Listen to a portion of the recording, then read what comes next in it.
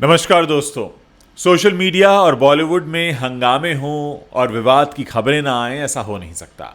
नेहा कक्कड़ के कॉन्सर्ट में रोने का वीडियो तो खूब वायरल हुआ था, लेकिन अब इसके आयोजकों ने, ऑर्गेनाइजर्स ने नेहा कक्कड़ की ही सच्चाई सामने ला दी है। वहीं एक फेक न्यूज़ पर टॉलीवुड के दो सितारे आपस में भिड़ गए, जिसने एक नए विवाद को जन्म दे दिया। हम हाजिर हैं आपके सामने आज की top 5 controversies of the day लेकर। साथ ही ये खबरें सोशल मीडिया पर जो छाई हुई हैं उनके बारे में भी हम आपको खूब बताएंगे, जिनके बारे में लोग सर्च कर रहे हैं। तो फिलहाल शुरुआत करते हैं इस वक्त की टॉप 5 हेडलाइंस के साथ में। स्टेडियम भरो तब आऊंगी, नेहा कक्कड़ के मेलबर्न शो का एक और सच आया सामने। रोना धोना तो था सिर्फ नाटक, 3 घंटे की देरी की असली वजह आई सामने।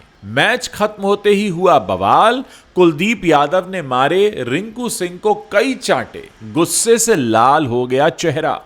पहलगाम आतंकी हमले पर अदनान सामी ने किया रिएक्ट, लोगों ने लगाए जय श्री राम के नारे। नए घर के लिए शॉपिंग करने पर चारू असोपा को यूजर्स ने मारे ताने, दिया करारा जवाब, मैंने तो कभी नहीं बोला कि गरीब हूं मैं, और मुझे कभी काम के लिए तरसना नहीं पड़ा। खेसारी पर भड़की रानी चैटर्जी, फेक न्यूज को लेकर दी एफआईआर की धमकी। बॉलीवुड सिंगर नेहा कक्कड़ ने हाल ही में ऑस्ट्रेलिया के मेलबर्न में परफॉर्म किया था, लेकिन वो अपने इस शो में 3 घंटे की देरी से पहुंची थी, इसीलिए उनकी खूब आलोचना हुई। दर्शकों ने तो वहीं पर चिल्लाना शुरू कर दिया था। नेहा स्टेज पर रोने भी लगी, उनके कई वीडियोस वायरल हुए और इस शो के बाद नेहा ने शो के ऑर्गेनाइजर्स बीट्स प्रोडक्शंस पर कई तरह के आरोप लगाए। फिर बीट्स प्रोडक्शन ने भी इस कहानी में अपना पक्ष रखा था। अब ऑस्ट्रेलिया के कार्यक्रम आयोजक पेस डी और विक्रम सिंह रंधावा ने एक और सच बताया है। उन्होंने कहा है कि नेहा के दावों में सच्चाई नहीं है।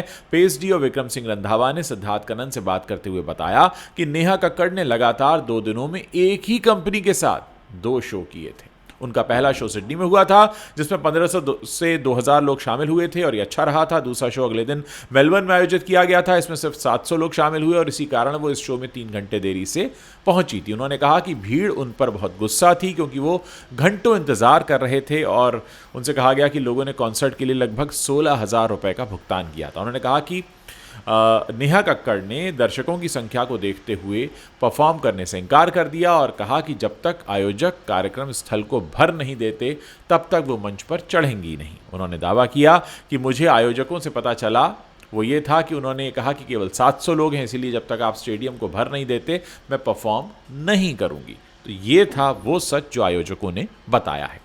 आईपीएल 2025 के एक बड़े मुकाबले में दिल्ली कैपिटल्स की टीम को अपने ही घर में कोलकाता नाइट राइडर्स के खिलाफ 14 रन से हार का सामना करना पड़ा। इस मैच के बाद खिलाड़ियों के बीच एक अजीब सी घटना देखने को मिली।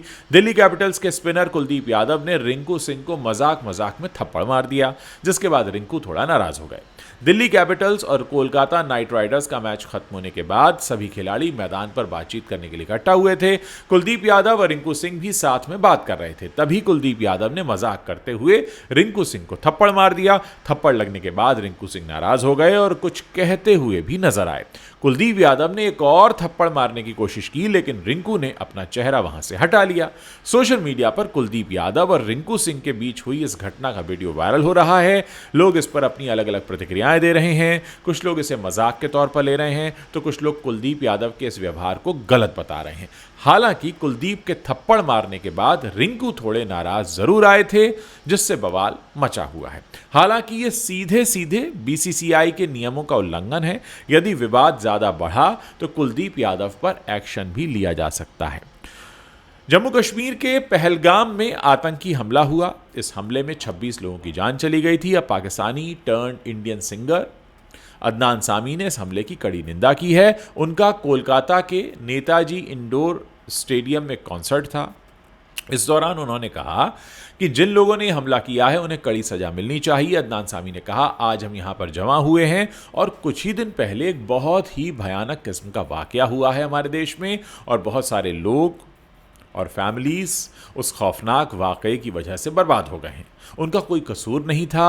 आज उनकी याद में हम छोटी सी प्रार्थना करें कि उनकी आत्मा को शांति मिले। उन्हें ऐसा जवाब मिलना चाहिए कि आइंदा कोई ज़रूरत ही ना करे ऐसे वक्त में सिर्फ और सिर्फ हम ऊपर वाले की तरफ देख सकते हैं। हम सब ऊपर वाले से दुआ करें कि हमारे जो सब भाई बहन हैं उनकी हिफाजत वो करे और इंसाफ हम सबको दे। अदनान सामी ने जैसे ही कोलकाता कॉन्सर्ट में पहलगाम हमले की निंदा की, वहां मौजूद फैंस ने जोर जोर से जय श्री राम के नारे लगाने शुरू कर दिए और अब ये वीडियो जो है सोशल मीडिया पर काफ़ी वायरल हो रहा है। आपको बता दें कि अदनान सामी की भारतीय नागरिकता को लेकर भी सवाल उठ रहे हैं। उन्हें वापस पाकिस्तान लौटने के लिए भी कहा गया था। सुष्मिता सेन की एक्स भाभी और टीवी एक्ट्रेस चारू असोपा ने हाल ही में बीकानेर में अपना नया घर बनाया, जिसके बारे में उन्होंने अपने व्लॉग में बताया था। हाल ही में चारू के इस घर की रजिस्ट्री भी पूरी हो गई। इससे पहले चारू असोपा का एक वीडियो वायरल हुआ था जिसमें वो ऑनलाइन सूट बेचती नजर आ रही थी। दावा किया गया कि उनकी आर्थिक स्थिति खराब है और अब वो सूट बेचकर पेट भरने को मजबूर हैं। लेकिन जब चारू अपने नए घर की शॉपिंग करने निकली और उन्होंने फ्लाइट से ट्रैवल किया तो उन्हें बुरी तरह ट्रोल किया गया। चारू असोपा को फ्लाइट में सफर करते देख कुछ लोगों ने कहा था कि जब उनकी आर्थिक स्थिति ठीक नहीं है तो उन्हें ट्रेन से सफर करना चाहिए था। कुछ ने तो चारू असोपा को गरीब तक बोल दिया। वहीं कुछ यूजर्स ने यह भी कहा कि चारू फिजूल में गरीबी का रोना रो रही हैं। पर अब चारू असोपा ने भी ट्रोलर्स को करारा जवाब दिया है। रिपोर्ट्स के मुताबिक चारू असोपा ने कहा, मैं आप लोगों को अपडेट देती रहती हूं। लोगों ने टिप्पणी की कि मैंने ट्रेन से सफ़र क्यों नहीं किया, फ्लाइट से क्यों ट्रैवल किया। ब्रांड ने मुझे इनवाइट किया था और फ्लाइट बुक करने पर ही जोर दिया था। कुछ लोगों ने मेरी शॉपिंग के वीडियोज़ भी बनाए और कहा कि ये तो गरीब हैं। पहली बात, मैंने कभी नहीं कहा कि मैं गरीब हूँ। भगवान की कृपा से मैं ठीक से मैनेज कर रही हूँ। मुझे यह सहानुभूति नहीं चाहिए। मैंने कई चीज़ों को एक्सप्लोर करने के लिए टीवी से जानबूझकर ब्रेक लिया है और यह मेरा पर्सनल डिसीजन है। जवाब दे दिया उन्होंने। भोजपुरी फिल्म इंडस्ट्री की एक्ट्रेस हैं रानी चैटर्जी। इन्होंने अपने खिलाफ चल रही एक न्यूज़ को फेक बताते हुए कानूनी एक्शन लेने की धमकी दी है। ये पहली बार नहीं है जब भोजपुरी स्टार रानी चैटर्जी ने धमकी से काम लिया हो। वो पहले भी ऐसा कर चुकी हैं। कभी सुइसाइड तो कभी लात मारने की धमकी भी वो देती रही हैं।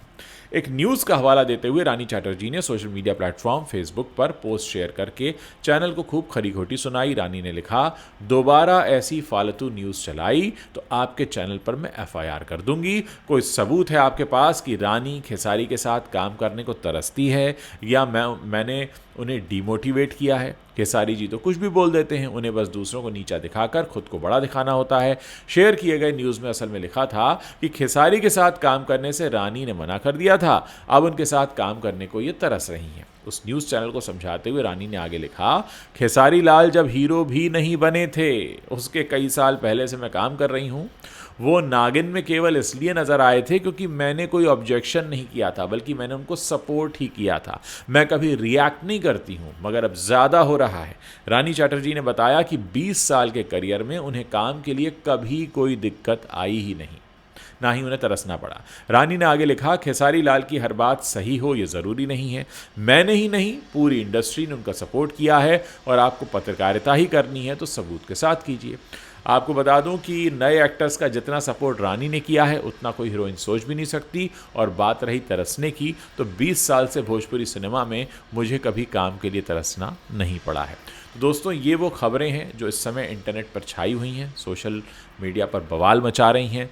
कंट्रोवर्सीज़ ऑफ द डे के सेगमेंट में हम इसीलिए इन खबरों को जगह दे रहे हैं। अगर आपको वीडियो पसंद आया है तो अपने दोस्तों के साथ शेयर कीजिए। हमें कुछ सुझाव देना चाहते हैं तो भी आप कमेंट सेक्शन में लिख सकते हैं। और अगर आपने अभी तक हमारे चैनल को सब्सक्राइब नहीं किया है तो आप अभी इसी वक्त कीजिए। मुझे इंतज़ार रहेगा आप लोगों के कमेंट्स पढ़ने।